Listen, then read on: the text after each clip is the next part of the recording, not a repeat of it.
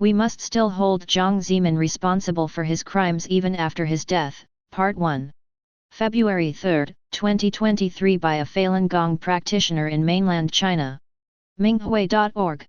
The Chinese Communist Party, CCP, announced on November 30, 2022, that its former leader Jiang Zemin had died that day. According to modern criminal laws, usually, a deceased person can no longer be held criminally responsible.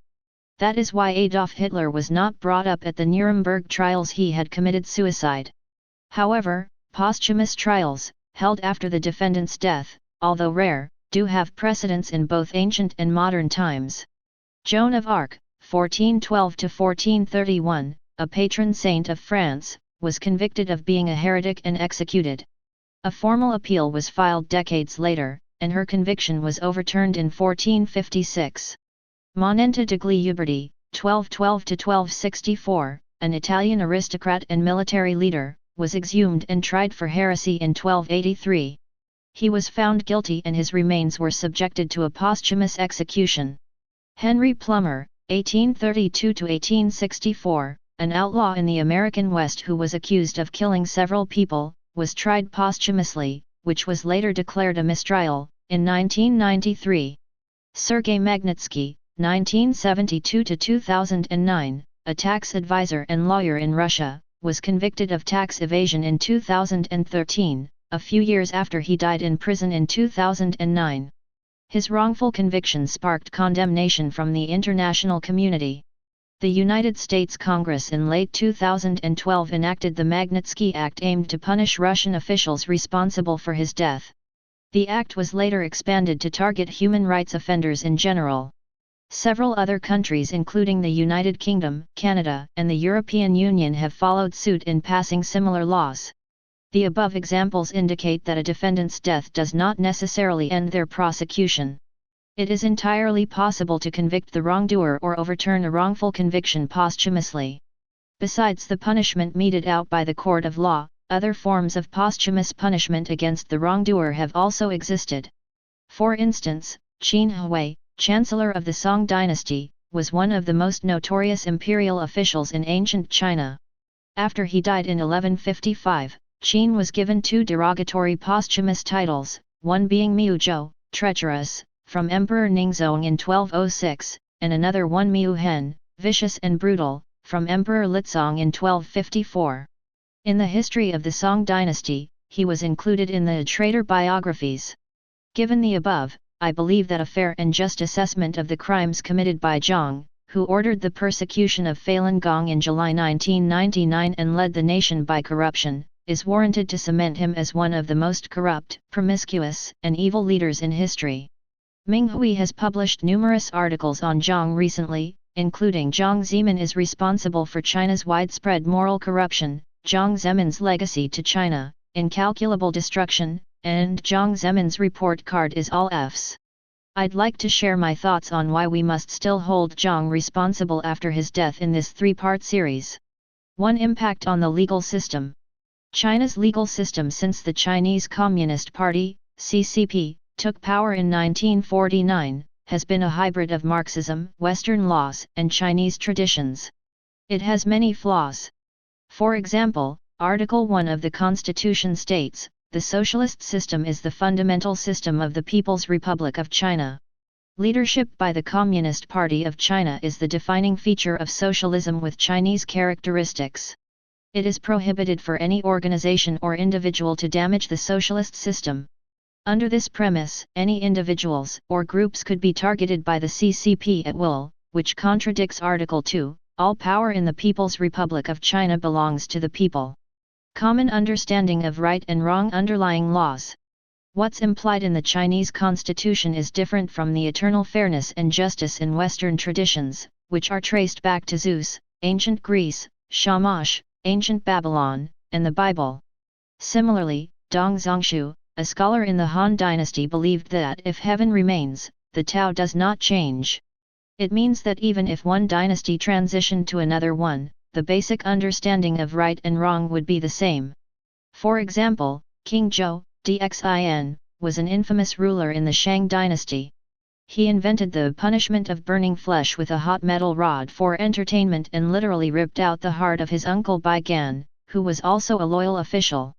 Emperors in ancient China were also called Tianzi, son of the heaven, meaning that they were expected to fulfill the heaven's will in governing their subjects and ensuring harmony of heaven, earth, and mankind. If an emperor failed to fulfill their mission to carry out the heaven's will, he would be judged posthumously by his successors. That was why King Zhou was given the derogatory title of Zhou, brutal, harming the innocent, after his death. In other words, by the laws of Shang or later dynasties that followed, King Zhou's actions were always deemed criminal and immoral. Therefore, there is a coherent, underlying understanding of right and wrong throughout history. Such an understanding was also reflected in the Nuremberg trials. Although Hitler himself was not put on trial, many other Nazi officials were convicted of crimes against peace, war crimes, and crimes against humanity. Among the crimes considered, crimes against humanity usually only applied to heads of state, not lower-level officials or soldiers who simply carried out orders. Nuremberg trials set a precedent to also hold non-heads of state criminally liable for crimes against humanity.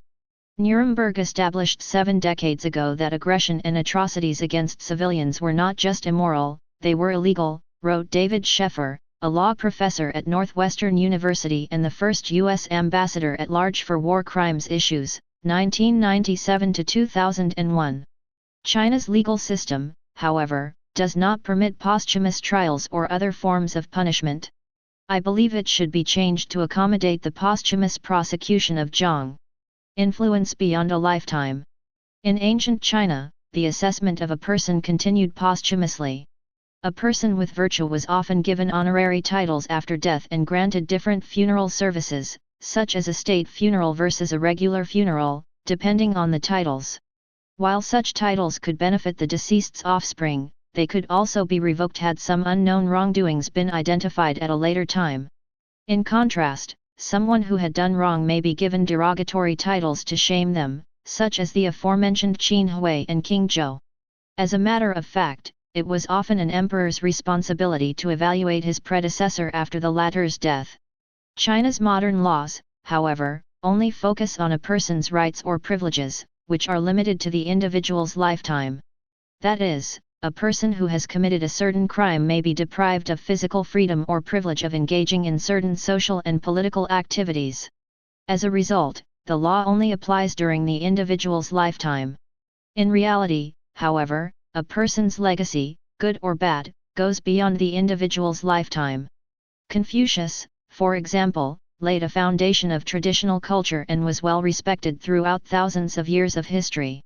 He was honored again and again in later dynasties because mankind as a whole needed to maintain moral values. Any deviation could be catastrophic, as we can see from the CCP's destruction of traditional culture in the past few decades. Similarly, the conferment of negative titles to King Zhou and Qin Hui was critical because it served as a warning for people to stay away from reckless thoughts and behaviors that could harm themselves while endangering society. In the case of Jiang, what he did was beyond King Zhou and Qin Hui. Jiang rose to the top position by suppressing the democratic movement in 1989.